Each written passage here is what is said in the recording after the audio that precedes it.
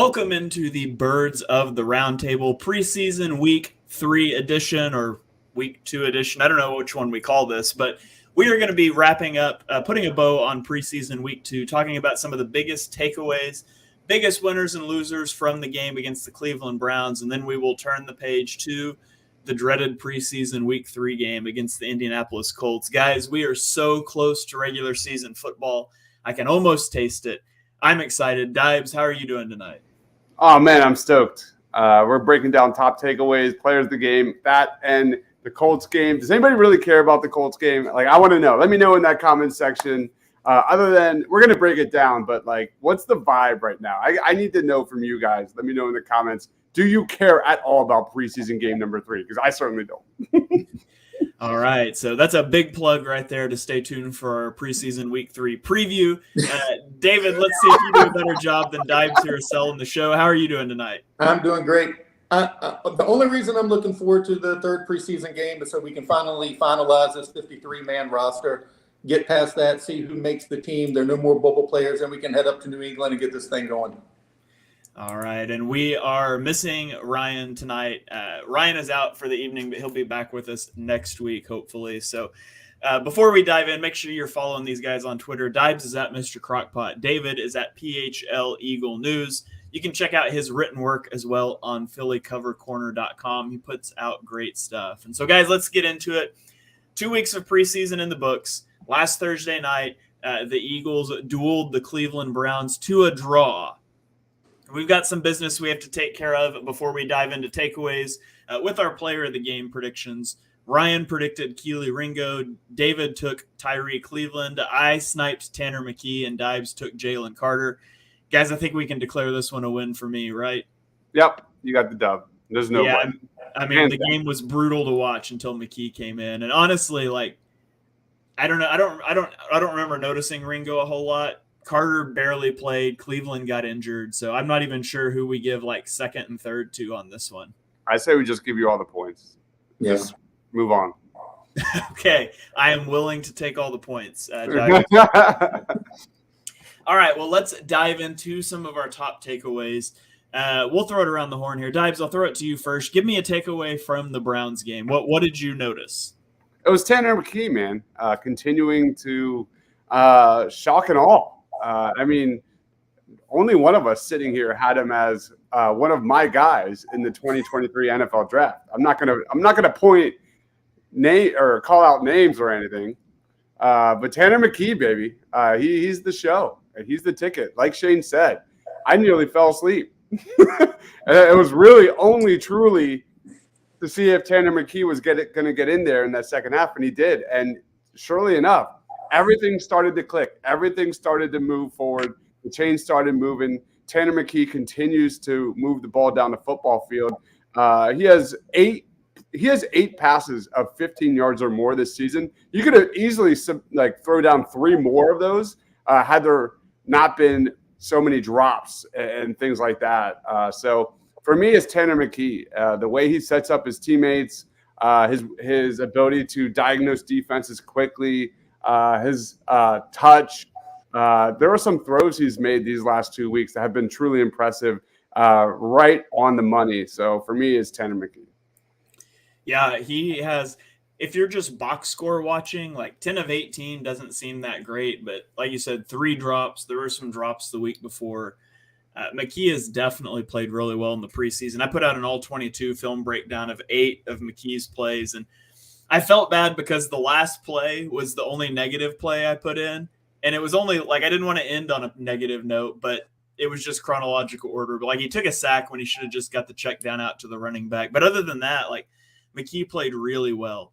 He was decisive. He pushed the ball downfield. There was one play that I highlighted where he completed an over route to the tight end, and there was quick interior pressure against the left guard, and like he starts to like break the pocket. Like you can tell he wants to break the pocket, and then he changes his mind and steps into the collapsing pocket and delivers a strike downfield. Like he was just really good all night, I thought. And I've been really impressed by McKee in the preseason, which stands out because I've been very unimpressed with Marcus Mariota. Marcus Mariota has been dreadful. I don't know if you guys like the longest yard, not the old school one, but the Adam Sandler one. That I tweeted out the clip where he's introducing himself to the team, and Brucey says, "Hey, you've been out of the game a long time. Why can't I play quarterback?" And Adam Sandler tosses him the ball and says, "You're right. My bad. Here, hit me. I'm open." And he throws the ball like 20 yards over his head, and he says, "That's why. Now sit down and shut up." That's Marcus Mariota this preseason. It's been dreadful to watch. Tanner McKee is the only thing that's made the preseason watchable. So, okay, David, take away. Your turn. What stood out to you during the preseason game? Nakobe Dean. It was the first real chance we get to watch him be the green dot, the quarterback of the defense. He got a penalty, which was kind of ticky-tack on the quarterback. I don't know if they throw that in the regular season, but I guess they're going to be more cautious during the preseason as well. But he comes back from that right after that play and shows off his instincts, creates a fumble at the goal line. I thought that was the biggest takeaway for me. All right, yeah, that was big. I'm with you. That was a garbage penalty. Like if you don't want to get hit as a quarterback, don't slide a foot before you're about to get hit, especially inside the 5-yard line. You're supposed to anticipate he's going to slide. I thought that was a really bad call. But yeah, his forced fumble was incredible. I mean, goal line situation, very next play, triggering downhill through the gap like that, gets skinny, gets a hand on the football. And I thought that was a really heads-up play by Nakobe Dean. Was that Kayvon who got that fumble recovery there? Yeah, I think it was Kayvon that fell on it. The redemption tour continues. I can't wait to keep seeing this all season long. Is it real? Guys, do you think it's real? But Wallace? Yeah. A little, I do, yeah. That these contract years, man, these guys always find a way to get in really good shape and play their best football. So, I mean, he plays a little reckless too, though, so you never know when an injury is going to pop up. But I do think he's quite improved. Yeah.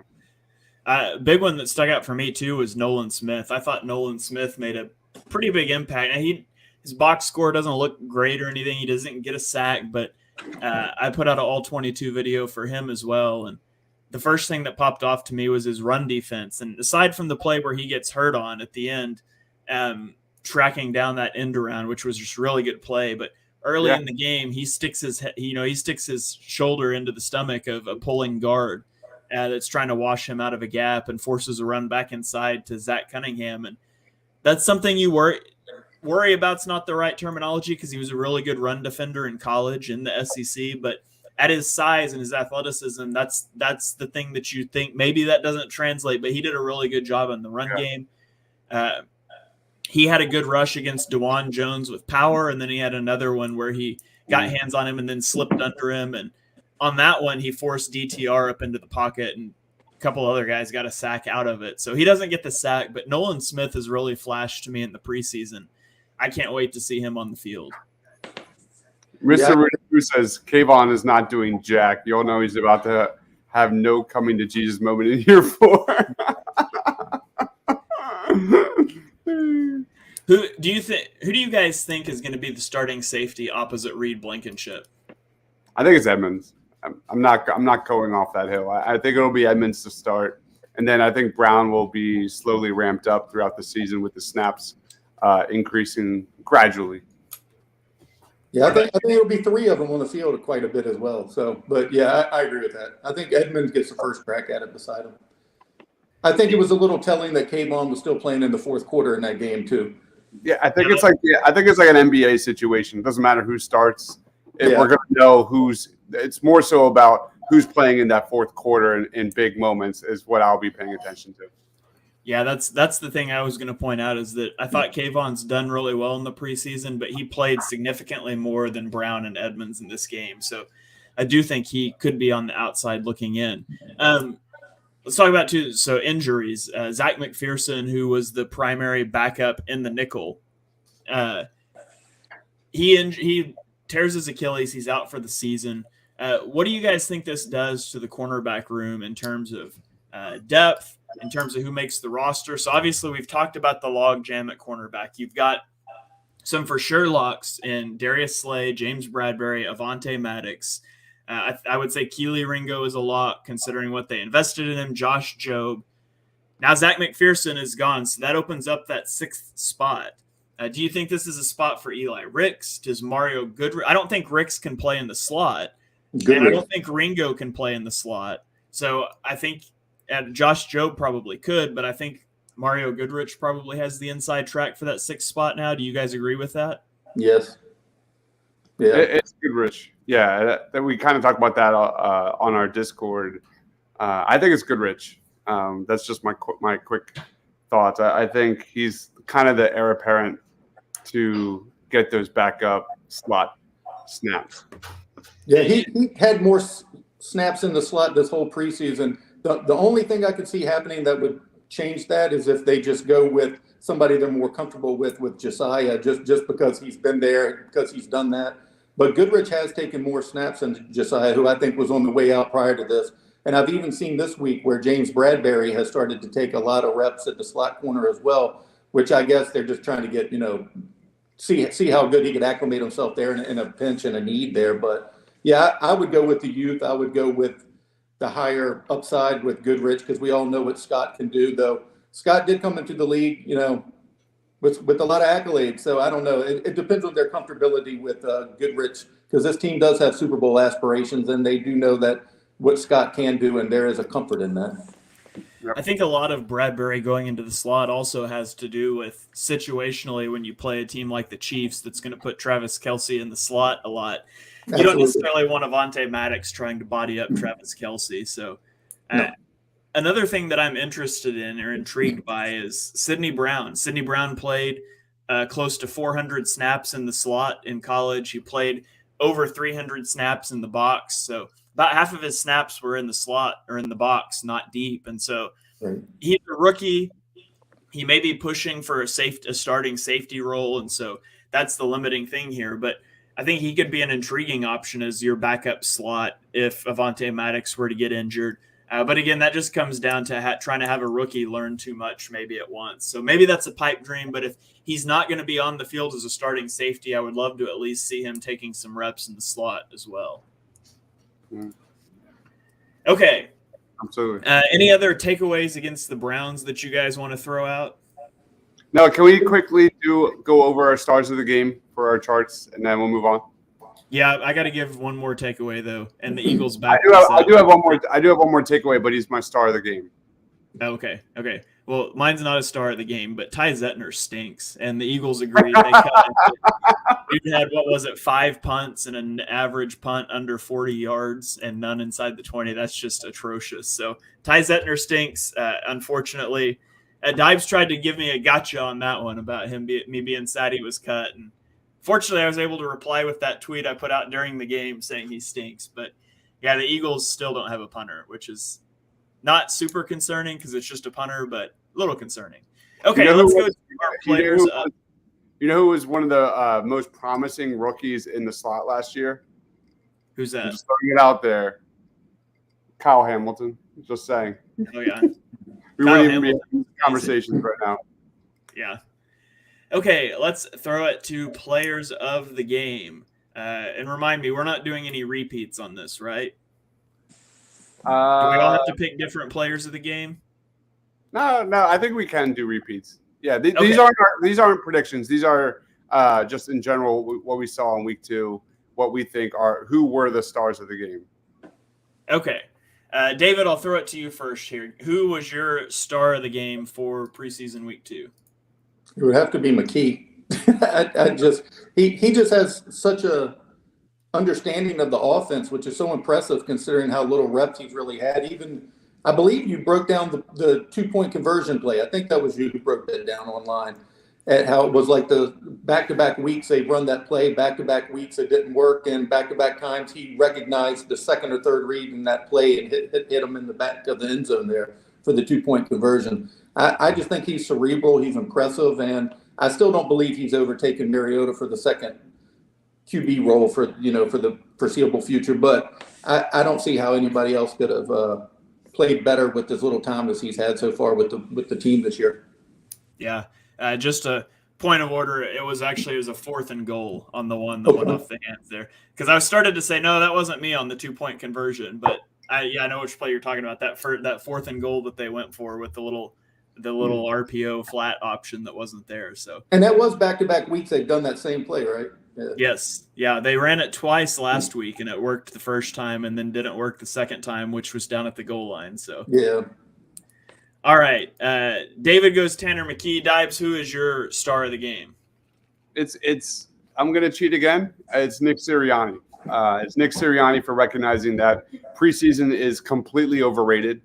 And the fact that, he was smart enough to not play his starters for the most part and kept our guys healthy. And look how many bodies dropped throughout that Browns game, man. It was brutal. Could you imagine if we're sitting here watching starters drop after drop after drop to the football field, to the turf, man? It would have been excruciating. So for me, Nick Sirianni recognizing how much of a BS the preseason is my star of the game. I don't like it. Okay. All right. I'm going to give my star of the game to Nolan Smith. I thought Nolan Smith, I thought he showed out. I thought he flashed a lot of different times rushing against DeJuan Jones, a guy that I had a first-round grade on. Obviously, he fell to day 3 with a lot of off-field concerns, but he's still – the talent's there on the field. He led college football last year, allowing only a 1.3% pressure rate at offensive tackle. And I thought Nolan Smith got him twice in the passing game, and he also showed off, his chops as a run defender. So Nolan Smith forcing his way onto the field, I think, early on in his career, that's a really good sign. Yeah, he makes his presence felt every single snap. There's no doubt about that.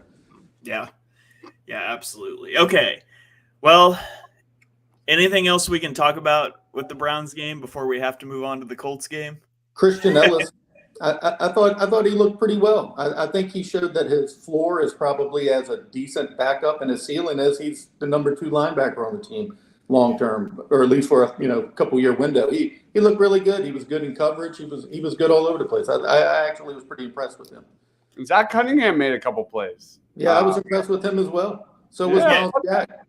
Who do you think starts beside Nakobe Dean week 1? Is it going to be Zach Cunningham or is it going to be Christian Ellis? Cunningham. Okay, that's what I think too. Yeah. Right now. Yep. But yeah, okay. I think Cunningham took a couple nice angles to the football. It had some nice, closing speed there. I was impressed.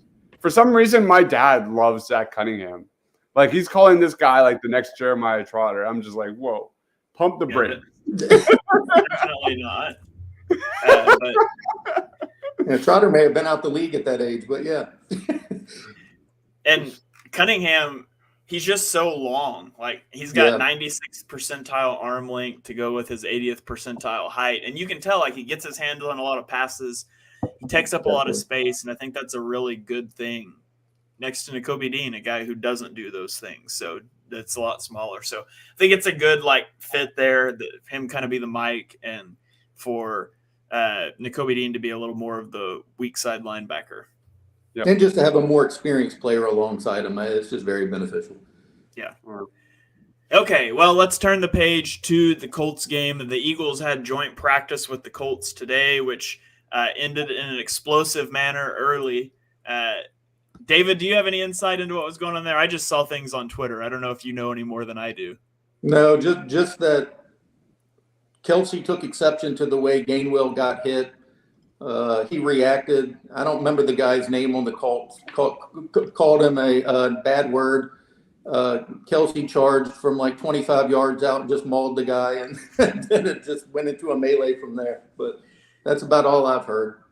And we've all seen Jason Kelsey run blocking on the move. So you give that guy a 25-yard head start. I wouldn't want to be in his path for sure. No, me neither.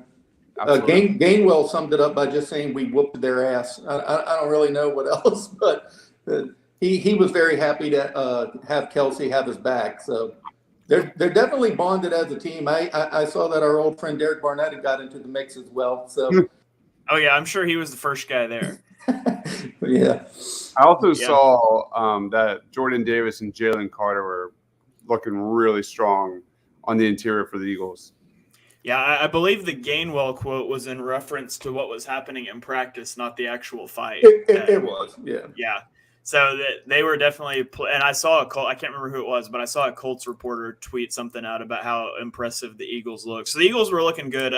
I did see in news that should surprise no one that Jalen Hurts was disappointed that the practice ended early and frustrated with that. So that shouldn't surprise anybody.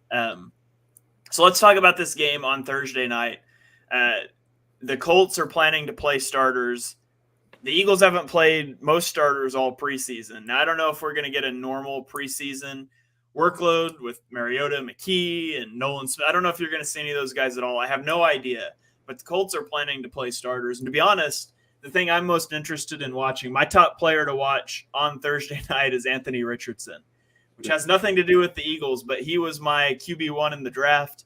I'm excited to watch him play, even if it's against the Eagles' third stringers. But I really just don't know what to expect from the Eagles. I just don't think anybody's really going to play.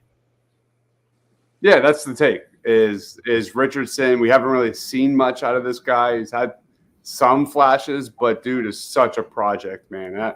I was not a big fan of his. I've not really been a big fan of the last two quarterback classes, to be honest. And Richardson has a lot of red flags.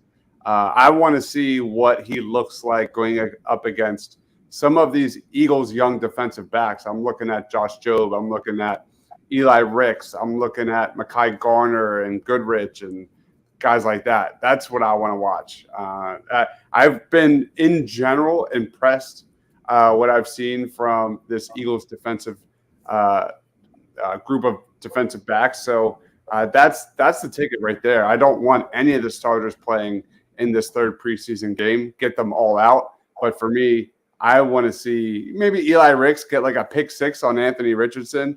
I think there's definitely going to be opportunities. Maybe an overthrow, and it goes to the arms of like Sidney Brown, in the backfield. Who knows? Who's your guy, David? What are you watching? Well, I agree with Shane. I didn't have him as QB1 in this draft, but I do like Richardson. I am curious to watch. I like the connection that he's had with Alec Pierce during the preseason, and Pierce torched Bradbury for 2 touchdowns in the practice, and one of them was on a really long one. So I'm curious to see that connection again. And just to be different, I'll just be happy to see the mustache, Mr. Minshew, back in town. I guess he's going to get some mop-up duty in this game. I don't know who else, but I'm looking at Job, and I'm looking at a couple of the battles that still like Oz. Even though I think he might have outplayed my guy Nagata to the 5th wide receiver or 6th wide receiver role there, depending on how you count Covey. But that's about it. And like you said, Job and Goodrich, and I guess Josiah Scott will be in that mix as well. By the way, the Colts had like a sneaky great draft. They had Julius Brents, who's a very, very good cornerback with upside. They got Josh Downs. They got Blake Freeland, who was one of my guys for the Eagles in that day 2, day 3 range. They got him in round 4. Adi Tomiwa Adebawore is a phenomenal athlete, defensive tackle, edge rusher, kind of like tweener. And Darius Rush, too. They got Will Mallory. Will Mallory is a guy I think we're going to see on Thursday. He was one of my sleeper guys that I covered for that tight end position. So Colts I like what they're doing there. Shane Steichen, man, not a fan of the Anthony Richardson pick, and we'll see. But for at least everything else, I thought it was very strong. Julius Brents was your guy, right, Shane?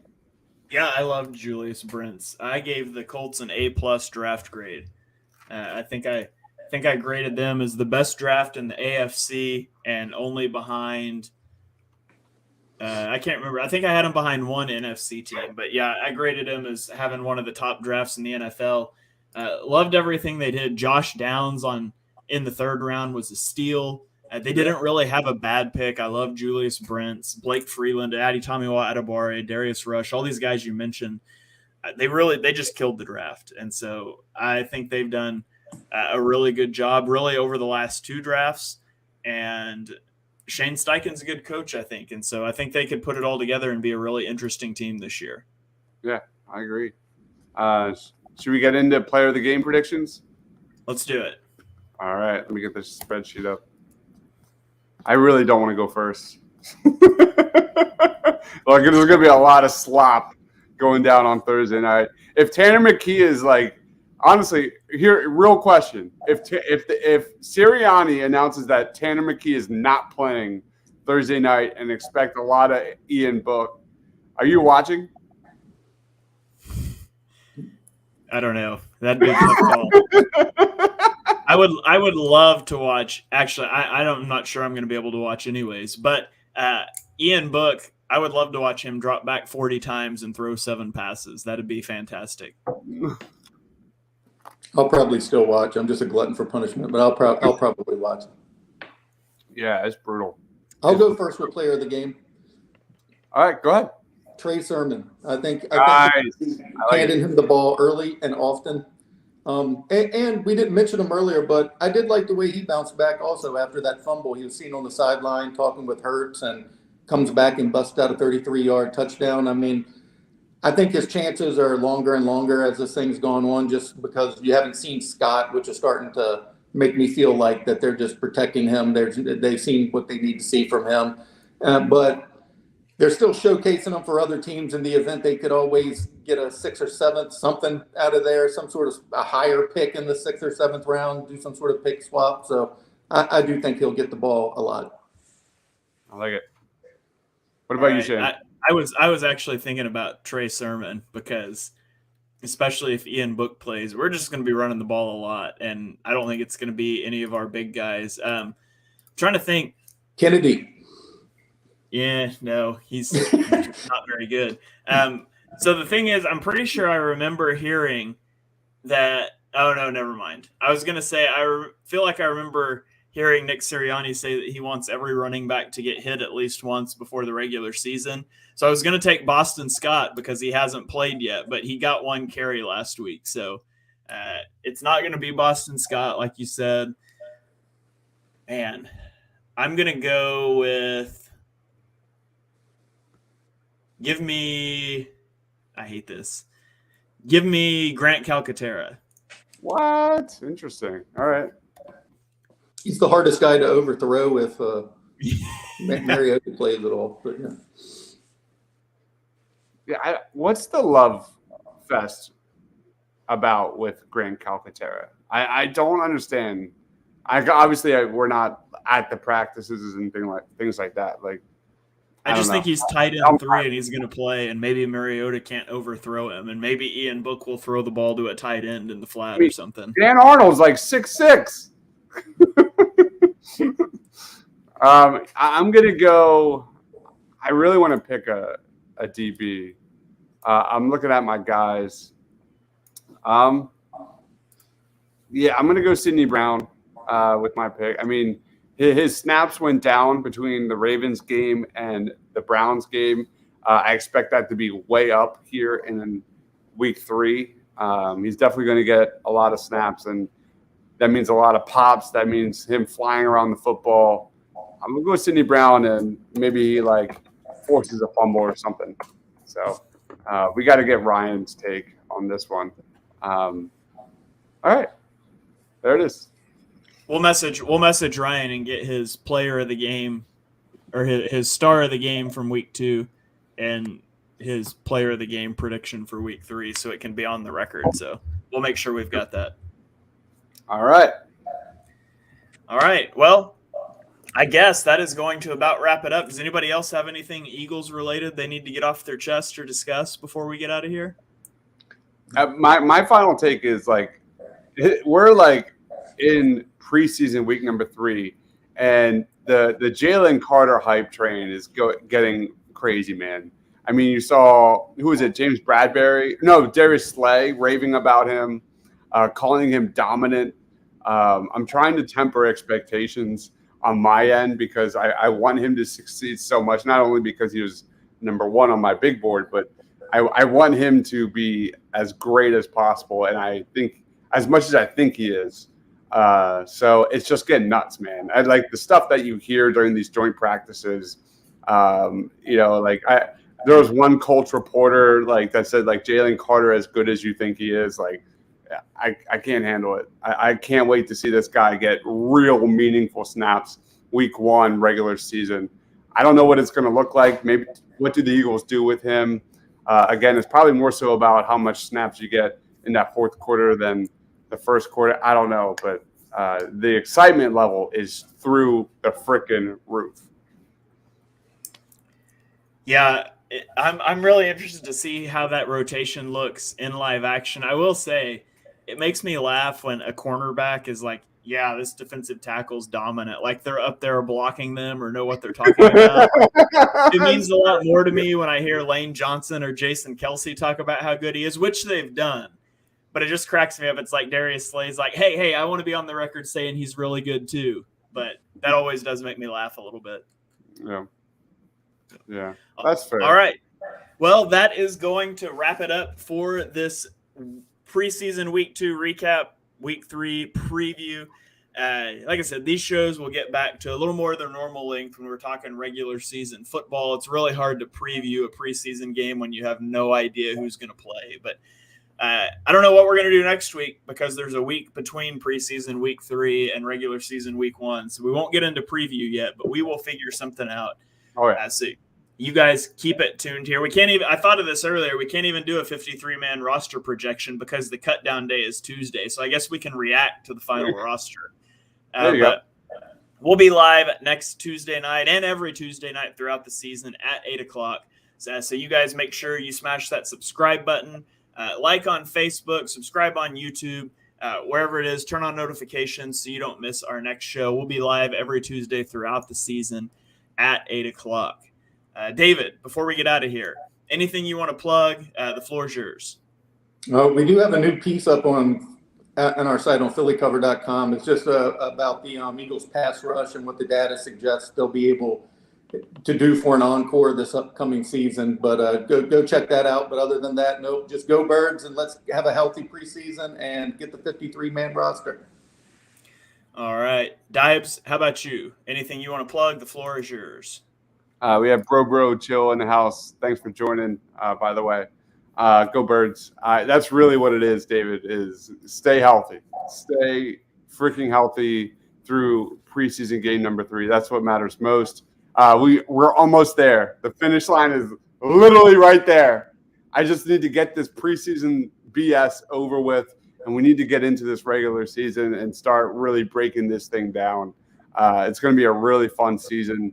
I haven't been this excited about an Eagles season, especially I think it's the young defense and how they're going to mold together. That's what has me so excited. I'll be doing, individual player tapes on so many of these young kids. I can't wait week to week to week. I've been doing biggest winners after every preseason game. I'll be doing that again here probably Friday afternoon after work. And Party on Broad will be Wednesday. Last night we did our first college football show of the year. That'll be a weekly show, Mondays at 9. Just talking biggest games, top prospects, things like that. There's months and months of research involved on those shows. So if you have a favorite prospect, I guarantee you we've covered them. And then we are doing the BGN draft show. That's going to be probably released tomorrow afternoonish, talking this weekend's games, gushing about Caleb Williams and stuff like that. And Party on Broad will be 6 o'clock on Wednesday, tomorrow.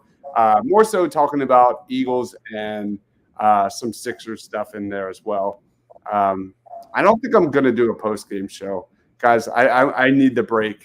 I work in a school for autism students and things like emotional disturbance students, and I need a break.